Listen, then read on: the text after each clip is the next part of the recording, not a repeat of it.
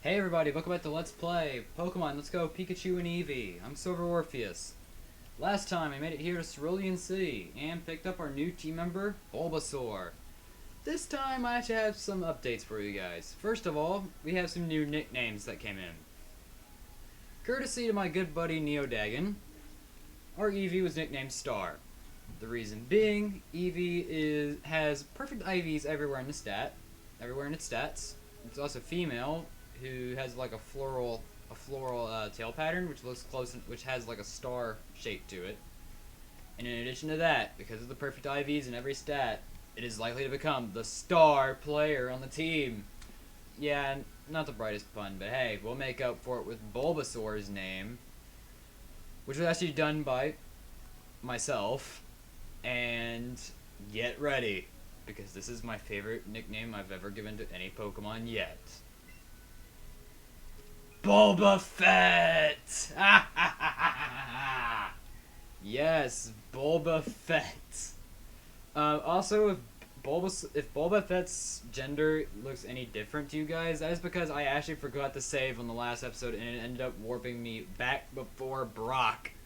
So I had to play up to this point all over again. So if any levels are different, that's why. However, I've already played pretty much up past episodes 3 to 6. So you're gonna continue on pretty much like nothing ever happened. Speaking of which, I'm gonna move you up front.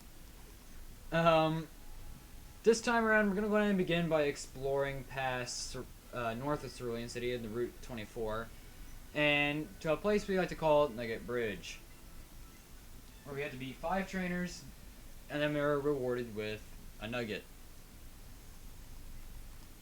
First off, we gotta get past Bugcatcher Kale, and I don't know exactly how we're gonna do that with a bunch of,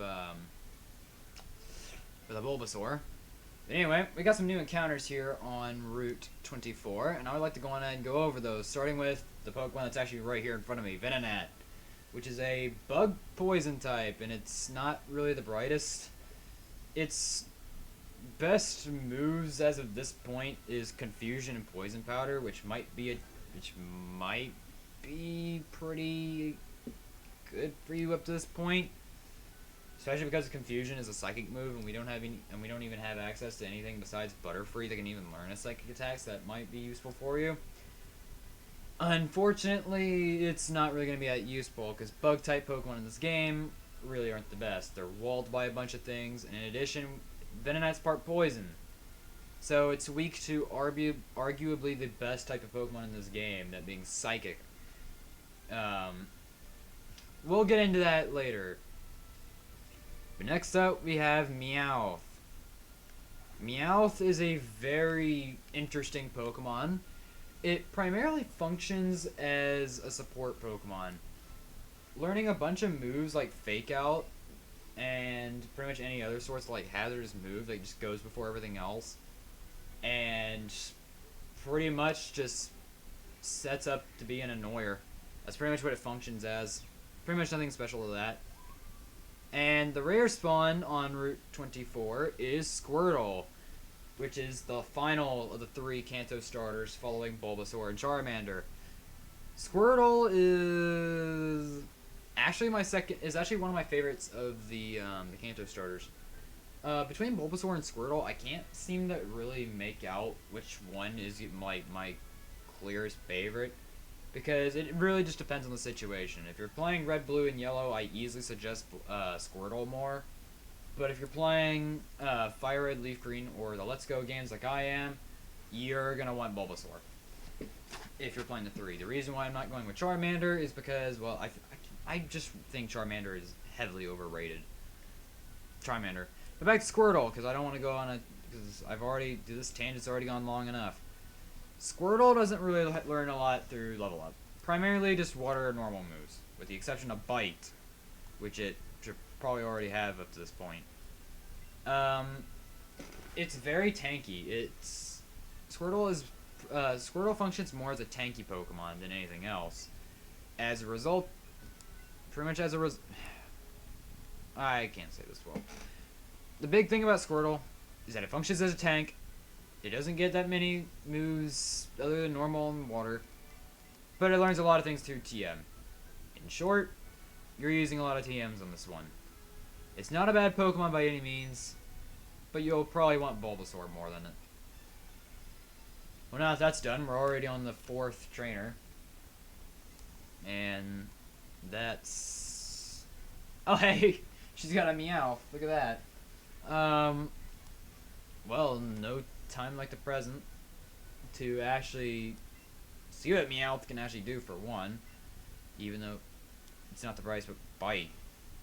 That's an interesting move. I'm not exactly sure what this Meowth is really gonna be capable of. We're very tanky. We are like Bulbasaur here is very tanky of a Pokemon. It primarily focuses in its special stats, special attack and special defense. Unfortunately, when I actually went to go check the nature, we were impish nature. That means that we have a plus physical defense minus special attack nature. Not necessarily good for Bulbasaur, but you know what? I'm actually going to roll with it. Because, personally, I don't really care about that kind of stuff for in-game playthroughs. If I'm going into competitive, that's a whole another story. But, anyway, let's just go ahead and take out this Meowth. It's pretty much been on the field long enough. Like I said back about Bulbasaur back in its bio, it's not much for damage. If this battle against the Meowth was any indication, we could have definitely taken this thing out in like one hit with Eevee, with Star, let alone Spearow. But we could have also taken out, but Spearow could have also taken it out as well. But that's kind of the thing about Bulbasaur, is that it's not the brightest when it comes down to damage. It's mostly a support Pokemon, if not just straight up annoyer. Because Bulbasaur can learn things later on, like, well, it already has Leech Seed. It gets Toxic later on, but then again, that's not really special because almost every Pokemon gets Toxic. I think I only know one Pokemon that doesn't get it, and that's Magikarp. This guy has a Growlithe. That's not good at all, but Bulbafett is definitely gonna have to switch out. Let's go to Spearow, because there's actually something that I used later on, in the repeat, that was... Okay, first of all, going back to earlier, when I said that I actually had to replay this, through the previous part of the game. Oh yeah! I actually created a new strategy. Focus energy with Headbutt, which is taught via the TM that Brock gave us. Oh god! This Spearow has been doing much more damage to everything because of it. Critical hits almost every single time, and as a result, a bunch of Pokemon that should not be dying to Spearow ends up dying to it anyway. Goodbye. Enjoy. Anyway, that's it for Camper Kevin. And we get 2 Great Balls as a reward. Alright, let's go ahead and move on ahead. Sorry about the cut there. Anyway, let's go ahead and move on. Spearow has 3 health. Let's go ahead and heal up, because this battle is actually pretty important. Okay, you guys are probably just shouting me like, no shit, Sherlock, but... Anyway, we got this guy. Congratulations, you beat all 5 of our trainers. You just earned a fabulous prize. And we get a nugget from the mysterious trainer. There's our nugget. By the way, kid, how would you like to join Team Rocket? That's right! Oh. We're a group dedicated to doing evil using Pokemon. Want to join? Are you sure? Come on, join us! I'm telling you to join. Okay, you need convincing. I'll make you an offer you can't refuse. Okay. I'm not sure if they actually made that a direct reference to the Godfather or not, but I take it as one. Oh my god. I mean, think about it. I mean, if you for those of you guys who are actually playing along with me, or have actually played these games before, you will know that Team Rocket's boss is based off of a mafia leader. That's exactly where I get that reference from. So Every single time I hear that line, my mind immediately just shifts to The Godfather. But, yeah, we're up against a Zubat, and we're a puny little Bulbasaur. I mean, Boba Fett should. Okay, you're using a move that's quad resistant against grass poison. Yeah, I think we're pretty safe. I think we're pretty good to go on this. And not to mention, I have Leech Seed going off on you, so that's even more health being drained from you. We are in every good position right now. This is going amazing. Let's just go ahead and tackle it. Just keep going on. I could end this thing like as soon as, well, I can. But not really the brightest. Let's just finish off this Zubat already, because it's pretty much been here long enough. Alright, now what I think I'm going to do next is that I think I'm actually going to switch off to Spearow. Okay. Coughing. That poses an issue. I think I'm going to stay out. I think I'm going to stay out with Bulbasaur. Coughing is just a pure poison type Pokemon. It's defensive as hell. Luckily we're part poison, so we don't get hit with super effective damage. So that's a good. Because of our part poison type, Bulbasaur cannot be poisoned either. That is something that every poison type Pokemon shares. You cannot be poisoned. Unless you are then again, this Pokemon's not really in the game, but in Sun and Moon, there is a Pokemon called Salandit and Salazzle, which has an ability that enables it to poison other poison types and also steel types. Very dangerous if you're playing those games, but if you're playing these, you don't have to worry about it because it doesn't exist. Back to Coughing, though, with its derpy face, paired with a skull and crossbones underneath it. I always liked Coughing's design, even though it's actually based off of, like, a grenade. Which is funny as hell, considering the fact that this thing gets self-destruct and later explosion. You know, these battles really aren't going any faster. So, let's just go ahead and switch off the Spearow and just take this thing out. Besides, even if we do take damage, the Leech Seed damage will actually carry over into another team member. So, we're set. We have this under control here. Because even if we take damage here and somehow okay, we're fine. Here's the Leech Seed. And we're going to be absorbing his health. Let's go in for the Headbutt. Yeah, I know Coughing is a really big physical tank, but even if it survives at this rate, Leech Seed should finish it off. Okay, it didn't survive. It's done.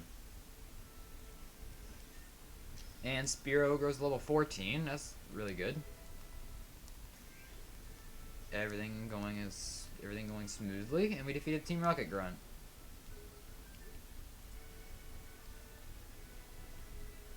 With your skills, you could become a top leader of Team Rocket. Come on, think of the opportunity. No. All evil, like every other Pokemon game, all evil teams must be eliminated at once. Anyway, that's enough of that. Let's just go ahead and move on. We've already gone over the Pokemon bios. And quite frankly, I'm just going to go ahead and beat up on some trainers. Alright, that's Venonat. Bulba Fett gained a level. It wants to learn Poison Powder. Okay. So, as you guys probably know, Poison Powder is a move that poisons the opponent. Pretty simple. That's not all. Yeah, Bulbasaur is like the only Pokemon in existence that learns two moves at the exact same level.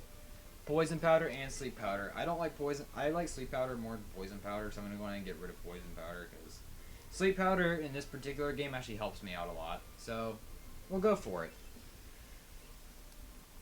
Anyway, Venonat's data has been added to the Pokedex. We've pretty much already have intel on a lot of Pokemon's been added to the Pokedex. So, if you'll excuse me, I'm just going to go ahead and go and catch 5 Meowths.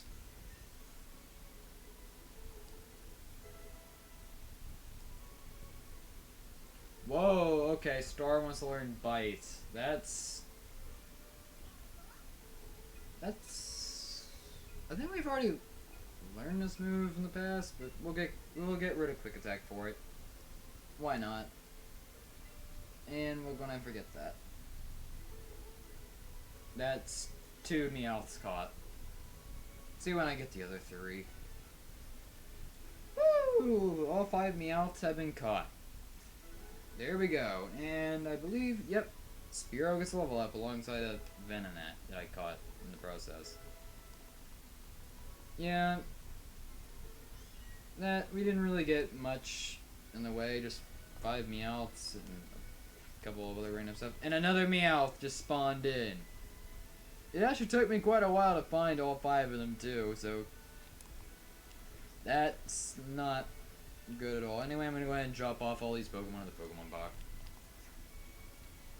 Alright, with that done, let's go ahead and talk to this guy over here, who apparently has a Charmander next to him. I'm not good at raising Pokemon. I feel sorry for my Charmander because it's not getting any stronger. So I want to give it to a better trainer than me. Are you interested? I've got 50 Pokemon. You should catch more than that. Oh, screw you too. I was going to say something more offensive, but I tend to keep my solo videos more kid-friendly, or PG-13, if you will. And I was going to battle this guy, because we have a Hiker, and Hikers are actually something that Bulbasaur is actually very effective in.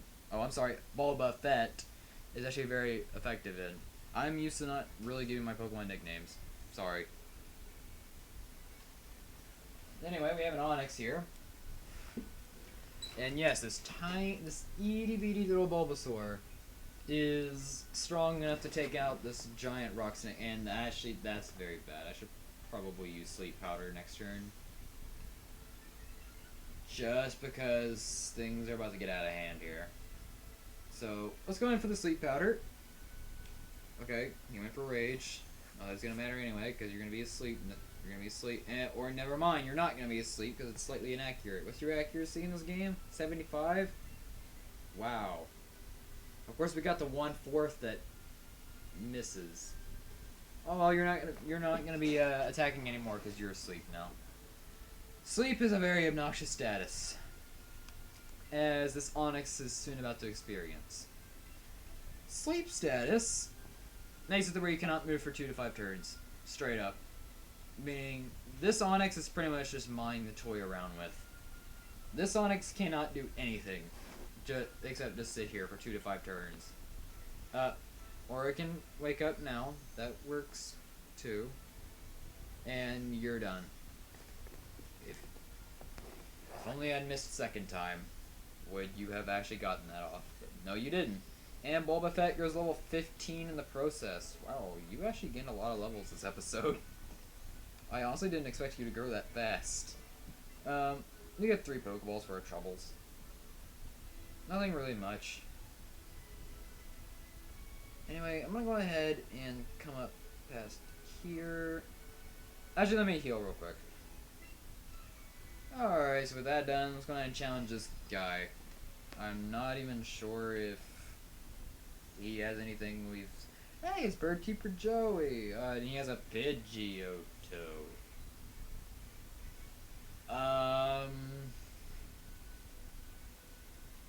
That's mildly dangerous. This is our first evolved Pokemon that's not a Metapod or a Kakuna. Should I send Spearow in? Or should I go for Star? I'm thinking Star because Star has Sizzly Slide. Pidgeotto is not really known for its special attacking capabilities. So I think hitting it up with the Sizzly Slide is going to do the trick. Or, you know, you can just get hit by Sand Attack. That works even more. That's all fine and dandy. You can do that. And are we going to miss? No, we're not going to miss. Enjoy your bird. I hope you enjoy it. On the same turn, you go for Wing Attack, too. And there's our durable defense kicking in. Let's go for the Buzzy Buzz this turn, just because it's weak. It's weak to that. Not to mention, it's not like it's going to be doing anything to us. And it's done. Goodbye, Pidgeotto. You might have been daunting at first, but you're not really that bad. Anyway, we defeated Birdkeeper Joey. 3 Pokeballs for our troubles, and it's gonna move. Actually, well, I kind of want you to move away from that. You know what? I'm just gonna come on over here. Do this. Let's block you off. You had a feeling, huh? I guess I'm gonna have to knock you out. Youngster Chad. Oh god, flashbacks. Oh, flashback. For context on what I'm actually talking about, I actually know a guy named Chad, and long story short, not the brightest when it comes down to plans. I'll say that right now, and his Diglett used Growl. That's very good for you, because I did absolutely nothing for you. Good day, sir. Wow. And you knew you'd lose. Kid, perhaps using a ground type against a grass type is not the best idea of them all, and we get a super potion. That's actually really good. That's pretty much an instant full recovery as of this point. Alright, over here, down here, yeah, I just took a couple steps. Let's just challenge this guy. He's a hiker. Let's see what he can do to us. If I had to guess, not much. Hiker Knob is going to send out Geodude. You're 4 times weak to grass, buddy.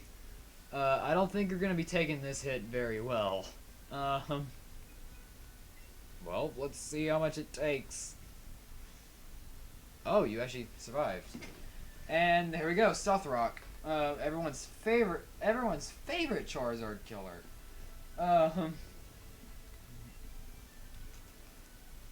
So the gimmick behind Stealth Rock is that it's a move that will actually do more damage if you switch. It's a move that does damage if you switch in.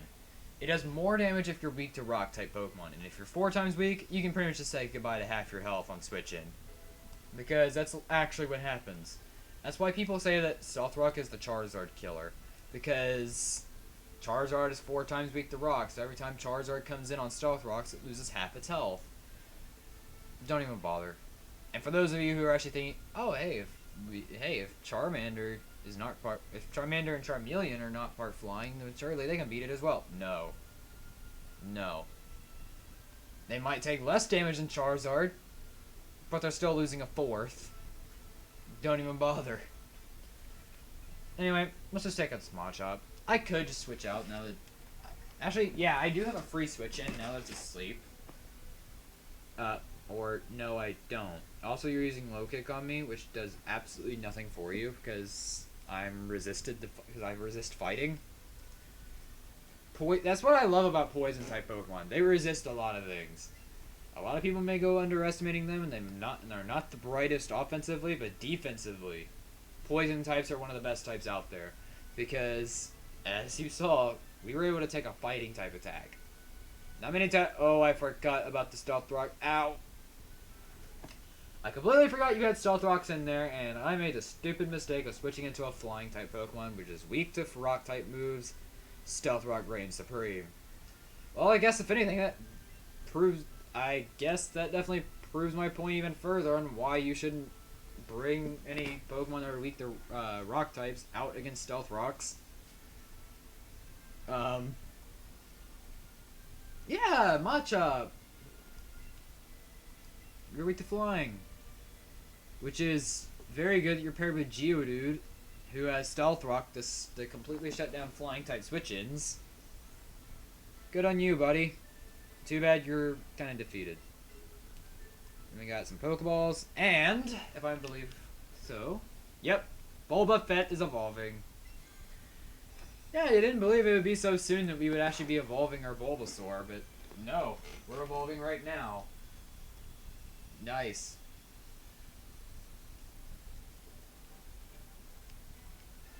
Congratulations, Bulba Fett evolved into Ivysaur, which is one of my favorite looking Pokemon of all time. I love this Pokemon. In fact, I actually like Ivysaur so much to the point where I actually have an entire figurine collection of the entire Bulbasaur family up on my desk right now, and it actually looks really good. I really like it. I guess I'm not getting that item anytime soon. So, Yeah, that's a problem. So you're gonna use Squirtle. I guess it's no time like the present to use Bulba Fett for its debut battle as an Ivysaur. Because apparently Squirtle is like the best thing these guys can have. Actually, they kind of are. But yeah, the advantage of having an evolved Pokemon. You're probably asking me. For those of you who never played before. The advantage of having an evolved Pokemon compared to an unevolved Pokemon, they hit much harder. Much harder. Like, it would be like, it's almost like, you're gonna want to have your Pokemon evolved by the end of your journey. Because if not, you're gonna be doing, like, a weak amount of damage for every single hit. To the point where your opponent's almost always gonna win against you with just one particular Pokemon. Case in point, Goldeen. This Pokemon is not the brightest. A physical attacking water type, that's actually not that bad in this generation. If you're playing Fire Red, Leaf Green, Red Blue, or Yellow, then Goldeen's a terrible Pokemon because where physical and special isn't determined by whether or not it's a actual physical attack or a beam being fired. Instead, it's determined by its type. And because of this, all water type moves are special, meaning Goldeen can never use same type attack bonus with its physical attack stat. That's pretty sad.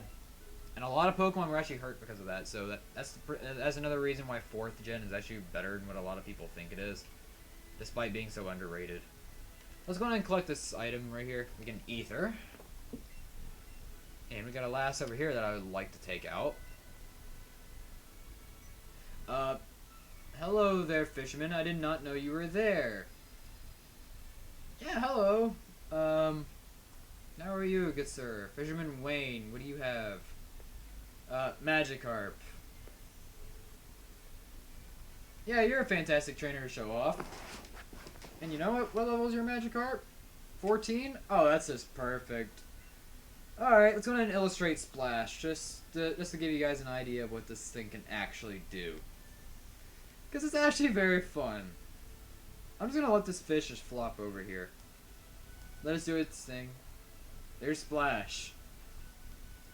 That's all it can do. I'm not kidding. That's literally all a Splash can do. Literally nothing. This thing is a sitting duck, pretty much. Or a sitting fish, in this case. Doesn't really matter anyway. You're pretty much done. Magikarp, ladies and gentlemen. Do you have another one? I'm actually curious. Spear Ogre level 16. And wants to learn Fury Attack. We're not really in need of Leer, so I guess we'll make room for another attacking move. It's actually very interesting if you pair it with Focus Energy. I actually use that combo in my test. It was actually not that bad. Okay, Krabby. Yeah, you definitely have something worth saying. Water type. You're not going to be catching one for a while. In addition to that, did I use it? No, I did not use Focus Energy this battle. In addition to that, it's actually, I think Krabby is the only Pokemon in this game that can actually learn Crab. I think Krabby in its evolution is the only family of Pokemon in the entire game that can actually learn Crab Hammer, which is crazy strong. Let's go ahead and test off Fury Attack, but now we have Focus Energy. Let's see what it does. Critical.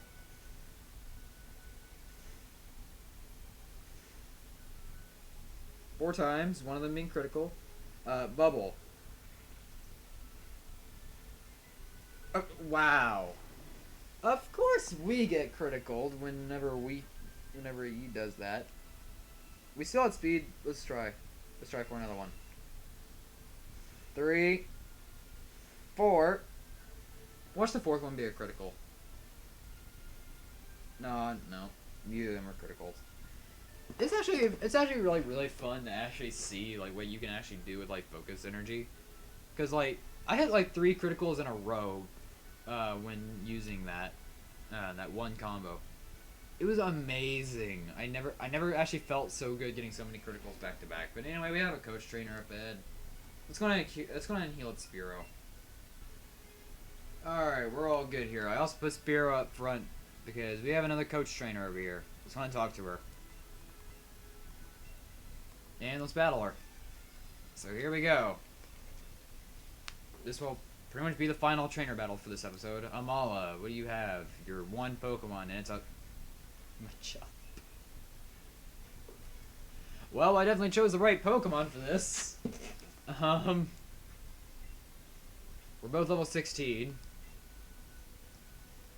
I'll just go for my focus energy, and then I'll just try to flinch hacks or crit hacks. You have Seismic Toss. Why do I get the feeling that doesn't hurt at all? You know what? Let's just take you out already. Headbutt. Do it. That was a critical hit, and it flinched! Yes! Ah, I love you, Spearow. Alright, get it to headbutt. That was no critical hit, and it did not flinch this time either. Well, at least I put you in range for a peck.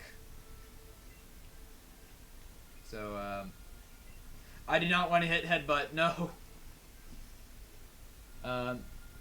Critical. Well, at least I got a critical. That's all that matters. And we defeated Coach Trainer Amala. And I believe, yeah, because you use Seismic Toss so much, you should be giving me a TM for Seismic Toss. Yes, you do. Alright. Thanks for it deals equal damage to the level of the user. Let's just go ahead and head into this house real quick.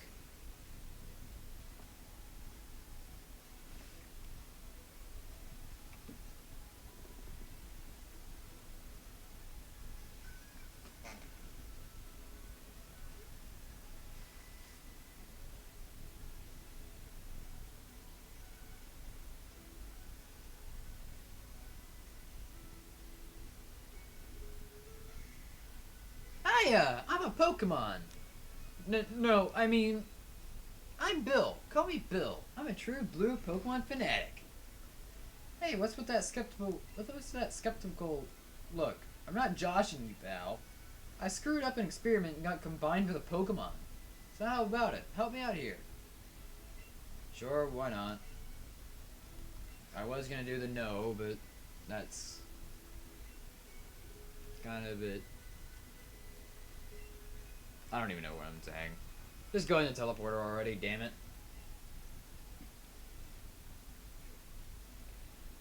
And now... a cutscene.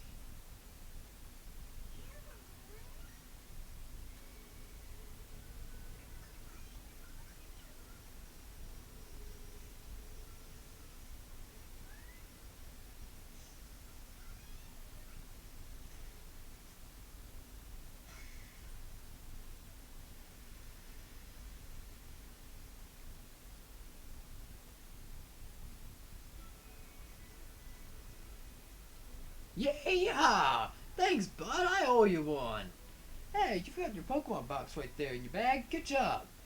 If you ever catch too many Pokemon and your box is full, send some of those Pokemon to Professor Oak. I bet he'd be mighty thankful. Oh, look at me. I forgot my own head if it weren't attached. I should do something to thank you, too. You did save me after all. Here, maybe this'll do. We get some SS tickets from Bill. That cruise ship, the SSN, pulls into port in Cerulean City. They invited me to some party on board, but I can't stand fancy gatherings. Why don't you go instead of me? There are a couple of tickets in there, so have fun with a friend or something. And that's exactly what we'll be doing. Many episodes later. Next time on Let's Play Pokemon Let's Go Pikachu and Eevee. You head back into Cerulean City to finish things up. See you guys then.